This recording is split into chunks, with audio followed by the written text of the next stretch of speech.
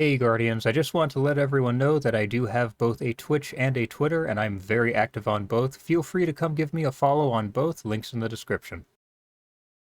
Get down, Mr. President! Guardians, we're now more than a week into Revenant, and farming has been brutal, but as I've started getting some okay rolls on these guns, I've started playing around with them and testing them, and today we're talking about Exuviae, the new 120 hand cannon from Revenant. Today we're going to talk about PvP and a little PvE. Now, as we go into this review, I want you all to keep something in mind because this will factor into the score I give a weapon, and that is, these guns are not craftable. On top of that, there is no attunement system for Salvation Onslaught, and thus far it seems the only thing we really have is the elixir system. You can get elixirs that increase the chance for a hand cannon to drop, but this is still extremely inconsistent. So you are completely at the mercy of RNG. Keep that in mind. Part of how I score these guns will be based on whether or not they're actually worth grinding seasonal activities for, and I will be a hard ass on this. So, moving into Exuviae, the first thing I'll say is this: if you do not have access to trials, then this is probably worth your time if you want to play PvP. But if you do have access to trials, then stop farming this, and what I want you to do is next time trials is up, get a card of wealth, play a ton of trials, get a bunch of engrams, then go to the tower, walk to the hangar, talk to Saint 14, go to the legacy tab, and focus Igneous Hammer. You can of course reference my Igneous Hammer review if you want the full details there. Just know that the only thing that's changed from then is Precision Instrument is now the best choice in that fourth column. So if you're wondering, hey, is this as good as Igneous? Hopefully that answers your question. Iggy is the best hand cannon in the game by a wide margin, and no, Exuviae cannot compete. Now that doesn't automatically mean it's a bad 120, just that when Igneous exists, it's hard to recommend any other 120. It has that golden combo of Keep Away and Precision Instrument, and it has vastly better stats than any other 120 hand cannon. So, moving on, this is a Stasis 120 hand cannon, and you can see its base stats here. You have 61 range, 27 stability, 32 handling, 61 aim assist, and 25 AE. Like I said, far worse than Iggy, but we can still work with this. When a weapon has poor base stats but an otherwise good perk pool, or perhaps for one reason or another you just like the weapon, it's important to min-max those stats as much as you can. So what I'm going to recommend is corkscrew rifling for your barrel and steady rounds for your magazine, then a stability masterwork. With that, you have 61 range, which will be boosted by another perk we'll talk about. I'm sure many of you already know which one. Then 57 stability, 37 handling, 32 AE, then enhance the weapon and throw a ballistics mod on there, and you'll take your range up to 67 and your stability up to 63. Minus the bad handling, this is actually pretty good for a 120. And also with that roll, you'll have around 36 or so meters, which is plenty for a hand cannon. Now, moving on to that third column for PvP, we have Rhyme Stealer for stasis builds, a new perk where destroying a stasis crystal or frozen target with the weapon will give you frost armor. Then To the Pain, Encore, Lone Wolf, another new perk that boosts your aim assist, ADS speed, and AE, and those effects increase if there's no allies nearby you. Then lastly, of course, you have Keep Away. Then in the fourth column, Headstone, again for stasis builds, Desperate Measures, potentially Frenzy, Explosive Payload, and of course Precision Instrument. Now, as far as combos go, you already know my top recommendation here. Keep Away in the third column, Precision Instrument in the fourth. Keep Away for that plus 10 to your range when no enemies are nearby, taking your range on the roll we discussed to 77, giving you 37 meters of range, and of course for the plus 20 reload speed and accuracy boost. Then Precision Instrument just so we can raise that 2 crit and 1 body resilience gate from 7 resilience up to 9, as well as in case we have to fight an overshield. And this roll would be my main choice for dueling, keeping in mind that dueling rolls are also just workhorse rolls. They'll work well in any environment. And it is really hard to beat that Keep Away with Precision Instrument combo. In fact, on a 120, I don't think there is a better combo. But in the event one or both both of those get nerfed, then my second choices would be To the Pain or Lone Wolf in the third column and Explosive Payload in the fourth column. Now, if you want a kill chaining roll, I would look at Encore with Desperate Measures. Dual kill perks, Encore boosting your range, stability, and accuracy on kills, and Desperate Measures boosting your damage on kills. Encore can stack up to 4 times with +5 range and +8 stability per stack. You get 1 stack for body shot kills and 2 stacks for crit kills. Then Desperate Measures will give you a damage boost on both weapon kills and on ability kills. 10% for a weapon kill, 20% for an ability kill, and yes, these can stack if you get both quickly enough. What this looks like for your TTK is 1 stack will let you 2 crit and 1 body at any resilience, 2 stacks will still 2 crit and 1 body above 5 resil, and 1 crit 2 body below 5, and with 3 stacks, 1 crit 2 body at tier 10, and below that you can 2 tap at any resilience. And of course, yes, you can make this overall more potent by combining this with Radiant, maybe Mask of Bacchus, Weapon Surges,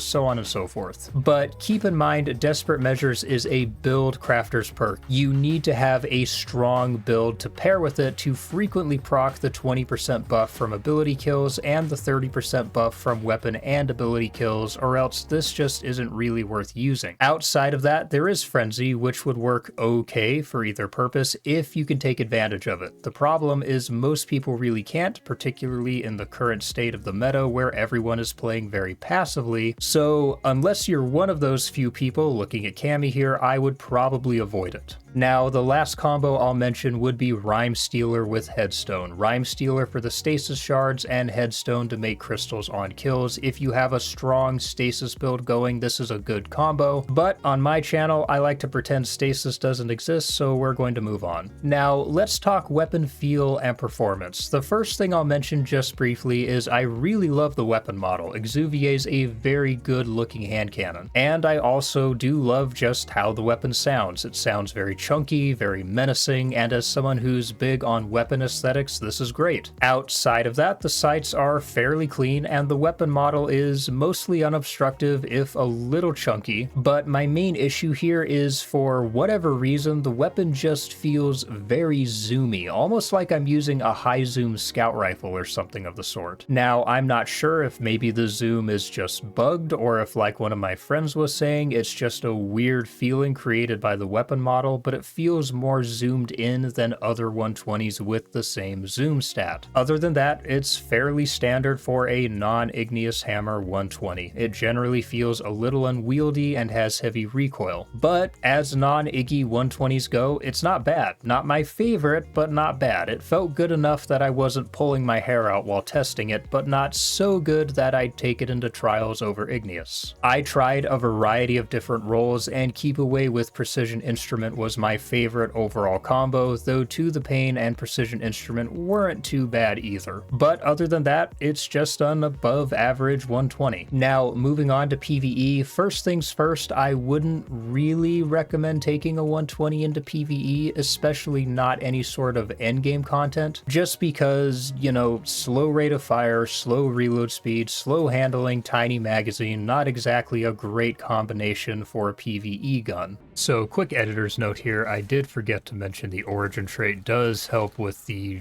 generally really bad magazine size on this hand cannon. But sometimes if you get a kill with the hand cannon, you'll see one of these orbs drop, and if you shoot it or run over it, it overflows your mag, so it's essentially overflow, and this does help with the really bad magazine size. That being said, still not a huge fan of 120s inside of PvE.